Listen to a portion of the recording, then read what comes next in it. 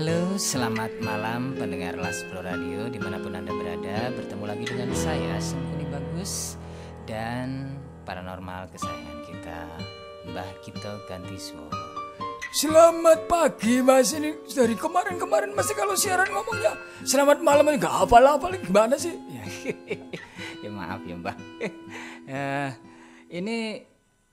Hari ini malam ini akan ada cerita, ada email masuk ini dari Mbak Sulastri di Sumedang ya. Nah, bagi teman-teman semua yang pengen mengirimkan ceritanya, cerita horor atau cerita seram ya, menurut Anda mungkin menarik atau tidak menarik, kirimkan saja ke liloactingschool.01@gmail.com atau langsung telepon ke sini waktu kami lagi siaran ke 089784898825. Baik, pendengar Laspro Radio dimanapun Anda berada, saat ini saya akan menceritakan cerita yang Mbah, saya tuh pas baca ini sebenarnya agak ini ya Mbah ya. Agak apa? Merinding atau gimana? Enggak. Kapan tuh Mbah aku merinding? Oh, gaya banget nih Mas Kuni ini. Kapan-kapan tak kasih sesuatu yang bikin horor biar merinding. Jangan Mbah, enggak gitu. Enggak itu kenapa? Kok ngerasa ada yang aneh dengan ceritanya? Apa yang aneh itu apa? Enggak, saya kan biasanya cerita-ceritanya itu kan ya apa ya, kayak kadang tuh saya mikir ini dibuat-buat apa enggak gitu. Tapi kalau yang sekarang tuh ini kayaknya mulai ada ngerasa percaya sama hal-hal spiritual gitu kayaknya. bukan gitu. Loh, terus apa? Ini jadi saya tuh ngerasa sedih, Mbak. Loh, kok sedih? Ini jadi siaran horor apa enggak ini? Ya horor, cuma apa ya, kisahnya itu bagi saya kok malah jadi ngelangut gitu loh, Mbak. Ngelangut, apa terenyuh atau gimana? Iya. Coba ceritain dulu. Jadi gini Mbak. Maaf ya, ini gini pendengar Laspro Radio dimanapun Anda berada. Jadi sebenarnya jarang banget saya ngerasa terhanyut oleh emosi dari ceritanya, itu jarang banget saya itu. Cuma yang sekarang ini saya baca seminggu setelah siaran yang terakhir itu ada beberapa email masuk, tapi sengaja saya pilih yang ini. Ya coba diceritain. Sabar toh Mbak. Ini kok malah bentak orang tua? Lah, Bayu. Ngapain lagi Bayu? Itu Bayu ngeluyur sendiri mau beli jahe lagi, nanti nggak bilang-bilang. Mbah, nggak usah dibahas yang enggak, saya itu gini sama Bayu itu. Kalau saya itu sama orang-orang muda itu ya tolong. Yang namanya laki-laki itu yang dipegang itu ya mulutnya. Loh, yang dipegang mulutnya itu gimana Mbak? Nan nggak bisa ngomong. Nah, bukan, maksud saya gini loh. Kemarin kan saya kan titip jahe, dibahas lagi. Enggak sebentar Mas Kuni, ini penting soalnya. Ini siapapun ya, cowok-cowok di luar sana. Jadi kalau misalnya bikin janji ke siapapun itu, mboknya ditepati itu, karena yang namanya laki-laki itu yang dipegang itu mulutnya. Ini nanti nggak bisa ngomong. Iya nggak apa-apa. Gini loh, kalau misalnya orang udah sekali nggak dipercaya itu udah kesana aja tuh susah. Kepercayaan tuh mahal. Contoh misalnya Polri itu bikin ngasih anggaran untuk kepercayaan publik ke dia itu berapa duit itu paling tinggi itu di Indonesia itu. Mbak, kok malah bahas politik? Enggak loh, saya nggak bahas politik. Ini kan kesehari-harian itu. Maksudnya kalau kepercayaan seseorang udah hangus ya, itu udah kesananya mahal. Mau bayar berapa? Susah Mas. Iya. Ini maaf ya pendengar Laspro Radio, ini biasa Mbah Kito itu kalau misalnya ini jadi saya itu boleh ikut ngomong apa enggak? Boleh. Ya sudah, kalau boleh ngomong, so, monggo dilanjut. Gini ya. Ya nganu ya. Maaf banget loh ini pendengar Laspro. Enggak usah minta maaf, Mas. Saya itu mau minta maaf tentang siarannya, bukan tentang Mbah Kito. Oh ya, aduh, sorry. Nah, ini agak ngolor ya, malam ini siarannya agak tertunda hampir 45 menit. Ini saya juga nggak enak hati ya, karena memang ada program yang nyeselin ke sini. Nah, ini lagi nih Mas. Ini apalagi mau bahas apa lagi? Ini kan sama aja toh, yang dipegangan omongannya, ya kan? Iya ya udah. Nah maksudnya gini, kalau janji tayang jam 10 misalnya, ya jam 10 ditayangin. Itu harus setidaknya harus ada permintaan maaf atau pemberitahuan sebelumnya. Jadi jangan biarin orang-orang itu menunggu. Contohnya jahe saya kemarin itu. Ya, itu dilanjut. Udah ini. Udah. Seret aku. Ya minum dulu. Nah, ini malah. Nah, ini Bayu lagi nih minuman. Mbah, udah top. Kapan tuh nggak nyalain Bayu itu dari pertama kali nongkrong di studio ini kok sing disalahin Bayu aja. Ya udahlah, udah. Aku bawa kendi tadi. Waduh, kok malah bawa kendi mau buat jampi-jampi? Enggak, tak keluar dulu ya. Ya wis, silakan keluar. Nanti kalau cerita sendiri nggak apa-apa ini. Lah, saya kan bisa menerawang, Mas. Ya udah, serah. Ya tak keluar dulu ya. Ya. Itu. Udah ini ditutup loh pintunya. Ya rolling door, nggak usah. Oke, ya tak lanjutin ya. Maaf ya. Pendengar nih. Mbak Gito lagi ngambil kendi soalnya seret katanya. Baik, ini saya ceritakan ceritanya ya. Jadi ini ceritanya tentang Mbak Sulastri di Sumedang. Jadi waktu itu Mbak Sulastri itu kuliah di sebuah kota yang dia tidak mau menyebutkan namanya di mana. Jadi Mbak Sulastri ini adalah orang yang sangat kaya. Orang tuanya ya, bukan Mbak Sulastrinya ya. Orang tuanya sangat kaya, dia pedagang barang-barang antik gitu dan mebel gitu. Dan Mbak Sulastri adalah anak tunggal gitu. Jadi apa-apa itu dituruti sama orang tuanya. Ya ibarat kata ini kok malah banting-banting rolling door tuh Mbak Gito itu tadi. Maaf ya, ini tak lanjutin lagi ya pemirsa. Nah, saking kayanya jadi ibarat kata Mbak Sulastri itu kalau mau minta apa gitu nanti tinggal dikasih. Di fasilitasnya waktu di Jogja itu sama orang tuanya udah langsung dikontrakin rumah yang bagus gitu, yang mahal, terus ada mobil pijet itu atau apa itu tulisannya Peugeot itu. Nah, terus Iki ngomong kayak pijet ya? Kok malah datang malah ngomong kayak pijet? Enggak, itu tadi apa? Mobil. Oh, mobil. Ya udah lanjut. Nah, kita tak lanjutin ya Mbah ya. Nah, itu Mas Rasul punya mobil pijet gitu. Terus ya pokoknya apalah sumber keuangannya itu kayak hitungannya nggak bisa stop lah hitungannya. Dia mau belanja apa gitu udah dikasih sama orang tuanya. Satu maklum anak tunggal, yang kedua ya beliau adalah orang kaya gitu ya, orang tuanya. Nah, kemudian tiba saatnya Indonesia itu mengalami krisis moneter, Mbak. Oh, ya. 98 ya, 98 99 ya. Ya, nah itu usaha orang tuanya jatuh, Mbak. Jatuh sejatuh-jatuhnya. Terus kemudian aset satu persatu aset dari orang tuanya yang diberikan ke Mbak Sulastri itu mau nggak mau dicabut. Karena ya usahanya bangkrut, terus kemudian ngutang di bank orang tuanya, terus untuk nutupin lagi keuangannya, tapi tetap kolaps lagi bisnisnya orang tuanya.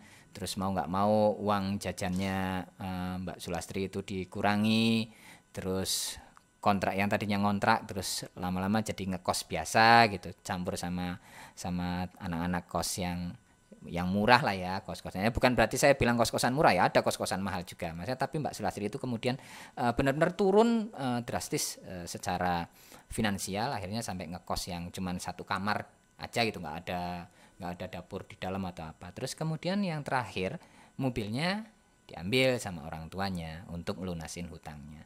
Sampai benar-benar ini kata Mbak Sulastri di ceritanya, itu saking susahnya Mbak Sulastri itu sampai ngutang ke teman-temannya gitu, dan pinjem kendaraan untuk melakukan aktivitasnya.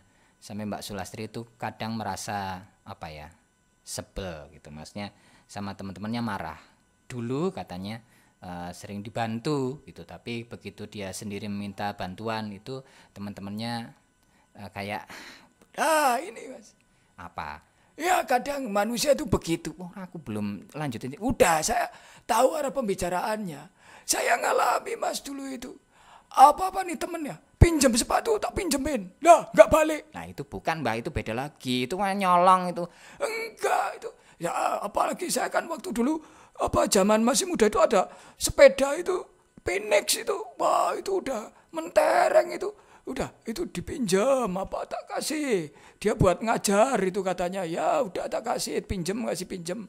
Apa saya lagi butuh sesuatu mau pinjam duit 1.000 rupiah aja itu susah banget ngasihnya. Nah, orang-orang tuh kayak gitu. Nah ini persis Mbah, kayak Mbak Sulastri ini. Ya udah, ya coba dilanjutin ceritanya biar saya juga bisa sambil nerawang. Ya.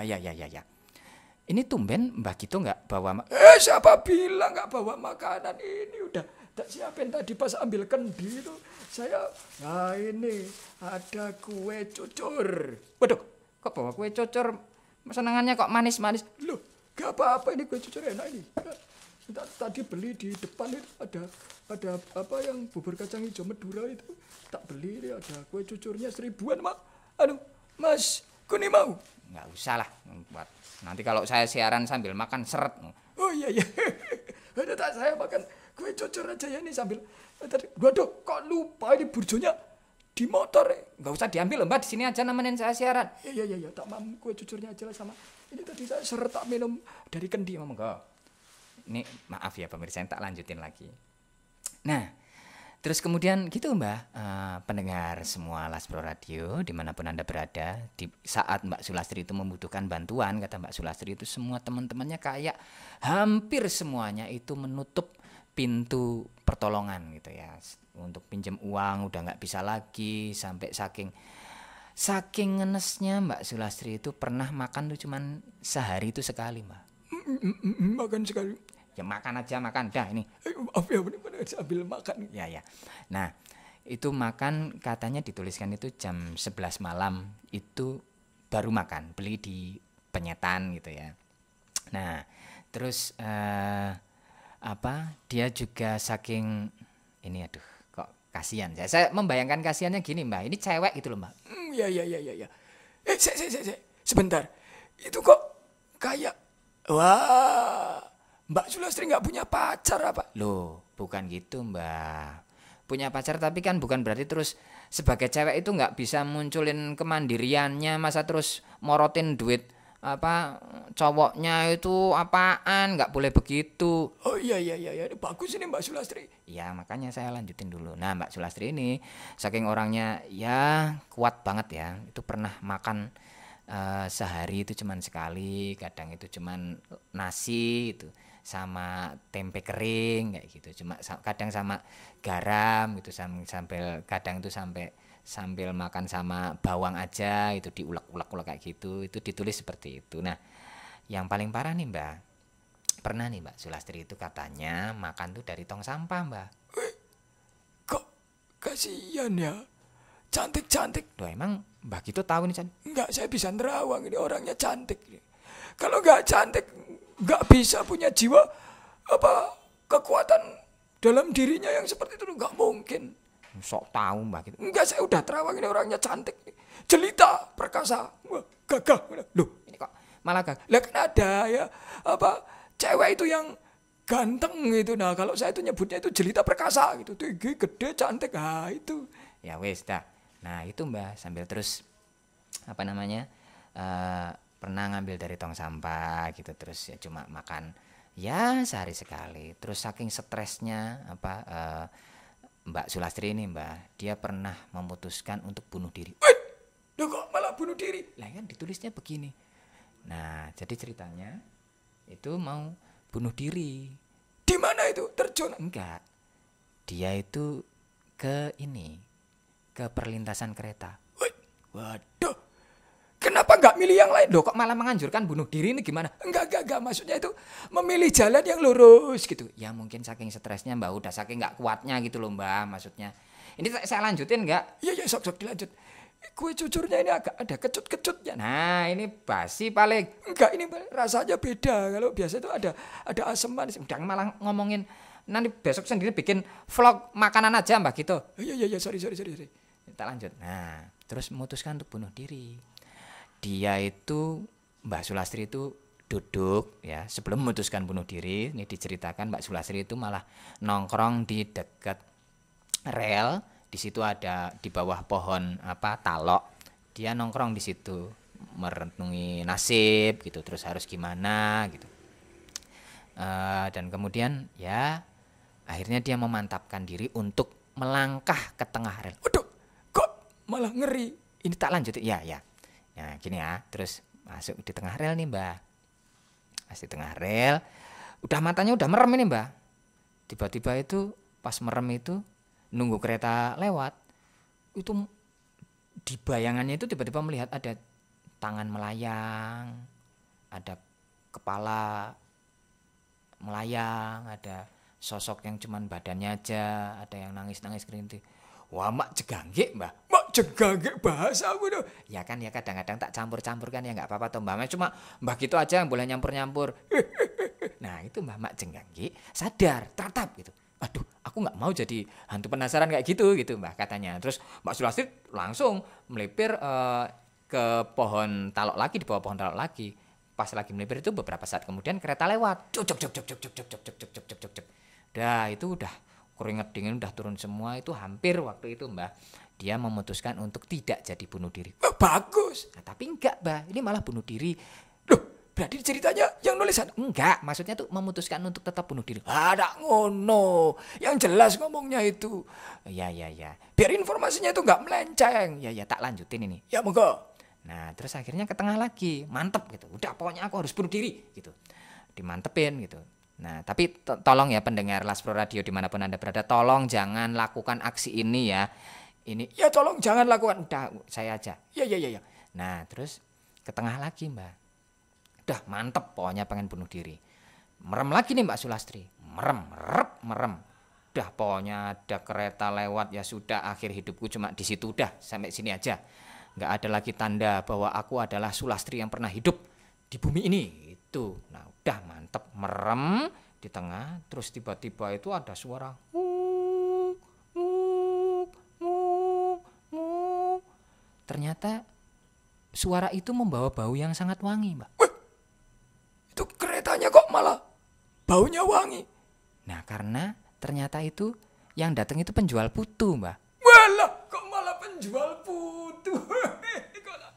Lah ini memang ceritanya kayak gitu, kan penjual putu kan suaranya kan ngung. Lah, waduh tapi ada. Wah, ini Mas Kuni ini kalau cerita tuh bisa aja lah, tapi ya memang gitu ya, sengaja ini, maaf ya pendengar ya, kan biar ada terkesan dramatis gitu ya, masa biar tegang banget gitu ya. Yang slow aja, ini kan radionya orang-orang nggak serius ya, nggak usah serius-serius dengerinnya, sambil dia bawa santai aja. Bisa aja Mas Kuni ya, gurunya kan Mbah Gito. Udah dilanjut. Nah ternyata itu penjual putu penjual putu Mbak. Terus penjual putu ngomong, Mbak, tolong Mbak, saya mau lewat katanya. Bangun, kok ada suara gitu, kok suara nguk-nguknya kok nggak berhenti malah wangi, terus kok ada yang lewat, mau ngomong, Mbak, maaf saya mau lewat. Ditepuk-tepuk itu bahunya. Akhirnya Mbak Sulastri bangun, bukan bangun, maksudnya melek gitu. Pas ditolek ya penjual putu, terus maaf Mbak, saya mau lewat, mau nyebrang. Padahal sebentar nih.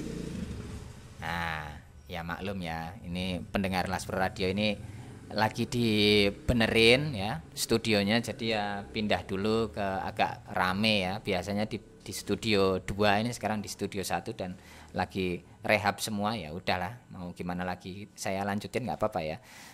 Nah, padahal itu sebenarnya agak nggak masuk akal Mbak. Kan ngomong saya mau lewat itu kan jalannya kan luas ya, rel itu. Kenapa yuk harus nabrak Mbak Sulastri?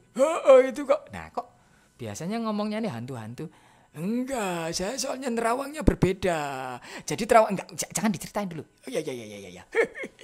Lanjut Mas Kuni, lanjut. Nah, terus gitu.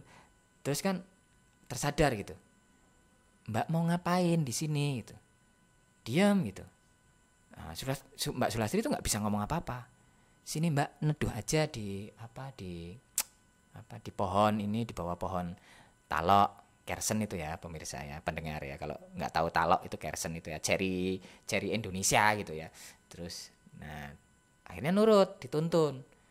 Itu nggak bisa ngomong apa-apa itu Mbak Sulastri, udah dituntun. Pikulan penjual putunya itu ditaruh, terus Mbak lapar nggak, ini saya masih ada sisa itu penjualnya itu udah sepuh Mbak ya, tapi kan apa, dia masih kuat mikul itu karena memang kerjaannya kayak gitu. Terus ya nggak jawab apa-apa Mbak Sulastri itu, cuma bengong, duduk, nyelonjorin kaki, nafas ngos-ngosan, kayak mikir apa sih yang aku lakukan di sini gitu. Terus akhirnya dibikinin putu gitu, ditemenin. Saat itu nggak ada kereta lewat sama sekali. Padahal biasanya jadwalnya itu cepet ya, ada kereta lagi. Tapi waktu itu anehnya nggak ada kereta lewat. Nah terus dikasih. Nah terus motor lewat lagi. Ya udah, ya biarin lewat dulu. Nah terus dikasih itu sepincuk gitu ya. Silahkan loh Mbak dimakan putunya mumpung masih kemebul gitu. Terus Mbak Sulastri masih diam, cuma megang putunya itu di tangannya, dipandengin. Aroma wangi kue putu itu masuk ke hidungnya, pelan-pelan dia mulai sadar. Terus tangannya itu bergerak untuk mengambil kue putunya, terus ngambil secuil masih panas gitu, terus dia lepasin lagi, terus dia ambil lagi, dia tiup-tiup, terus kemudian dia makan. Nah pas dimakan itu kemudian Mbak Sulastri ngerasa kayak apa ya, gairah hidupnya itu nongol lagi Mbak. Wah, ini Apa coba? Ini biasanya sok dikait-kaitan sama spirit. langka. Itu the power of kue putu, Mas. Lah, kok bisa? Lah, kue putu itu lezat tuh, saya suka kok. Nah terus ini malah biasanya kan Mbak gitu kalau itu nanti kue putunya itu gini. Enggak. Saya udah tahu itu. Ini sebenarnya udah apa nanti aja lah. Enggak enak ya. Dilanjutin, Mas. Ya. Nah ya tak lanjutin ya. Terus dimakan. Nah sementara makan itu si penjual kue putu itu ngambil minum dari tempatnya minum. Mbak ini saya punya gelas satu, ini gelas yang biasa saya pakai untuk minum, ini saya cuci dulu, ini air minumnya ya seadanya Mbak, air biasa, air bening, dibawain sama cucu saya gitu. Terus dikucurin, terus silahkan diminum Mbak, terus diminum. Nah dari situ kemudian Mbak Sulastri yang diam aja itu hanya mendengarkan penjual kue putu itu bercerita tentang hidupnya, jatuh bangun usahanya dari orang yang sangat kaya, kemudian pernah jadi pemulung juga, pernah ngemis, pernah diusir dari rumahnya, kemudian memutuskan untuk mandiri jadi penjual kue putu, terus penghasilan yang segini tapi dia tetap mau melanjutkan hidupnya demi menguliahkan anaknya gitu. Nah, sekarang anaknya udah alhamdulillah gitu katanya, ya nggak bisa dibilang jadi orang kaya tapi setidaknya itu bisa lulus kuliah dan nyari kerja gitu. Terus dia kadang-kadang dapat kiriman dari anaknya, ya makan sehari cuman 2 kali, kadang cuman tempe tahu, yang penting tuh sehat, udah bersyukur gitu bahwa hidup tuh begini. Pokoknya di situ tuh Mbak Sulastri mendengarkan cerita-cerita masa lalunya dari si penjual putu itu. Terus Mbak Sulastri itu kenyang, terus kemudian bilang terima kasih, kenyang dengan ceramah dan kenyang dengan kue putu yang enak itu. Terima kasih. Oh ya udah Mbak, saya tak pamit dulu gitu. Tapi si penjual kue putu ini nggak bilang nggak menjudge ya kalau Mbak Sulastri itu mau melakukan aksi bunuh diri, itu enggak. Jadi cuma cerita aja. Terus penjual kue putunya pergi, ngung pergi semakin jauh sampai nggak kelihatan lagi di tikungan jalan. Terus Mbak Sulastri itu pulang. Nah singkat cerita ini, kemudian Mbak Sulastri itu akhirnya dari kejadian itu mengawali ini usahanya untuk jadi penjual kue putu. Wah, kok malah inspiratif tuh, ini cerita horor kok malah nggak nyeremin. Lah, tadi kan saya bilang ini tuh nggak nyeremin. Kalau saya tuh malah di awal-awal tuh malah terenyuh. Aku enggak ternyuh banget kok. Ya terserah lah, orang kan punya sensitivitas emosi yang berbeda-beda toh Mbah.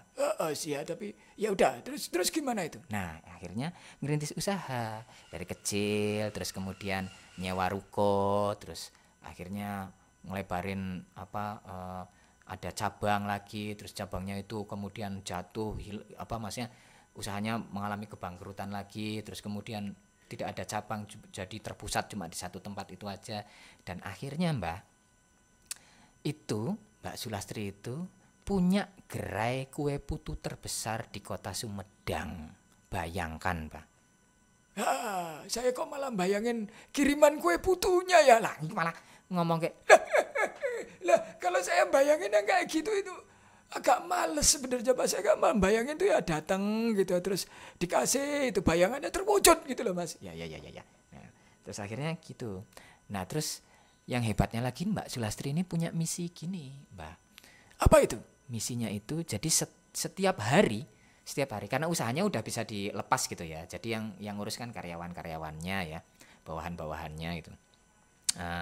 Mbak Sulastri itu setiap hari Mbak keliling kemanapun, kalau ketemu sama penjual kue putu itu langsung diludesin sama dia, dibeli, terus nanti dibagiin ke orang-orang yang menurut Mbak Sulastri kayaknya ini memang seneng sama butuh sama bantuannya. Itu tiap hari hampir kayak gitu. Sampai pada suatu hari itu Mbak, ada penjual putu lewat di depan gerainya. Terus Mbak Sulastri kebetulan hari itu ada di sana. Ini apa? Tak lanjutin dulu. Ya. Nah, terus kemudian diberhentiin kan sama Mbak Sulastri karena memang Mbak Sulastri kebiasaan seperti itu, ngambil kue putu itu, beli kue putu. Pak, bentar Pak gitu. Terus dideketin. Ini tak borong semuanya itu. Nah, si bapaknya itu ya gitu. Terus dikasih, diwincuin itu. Terus dikasih duit. Nah, tapi anehnya ini si bapaknya ini itu sama sekali nggak pernah noleh ke Mbak Sulastri. Jadi terus pas sudah selesai gitu transaksinya, si bapaknya itu bilang makasih Mbak gitu. Mbak masih ingat saya gitu. Ketemu di mana ya Pak ya? Oh ya sudah itu. Kalau nggak ingat saya nggak apa-apa.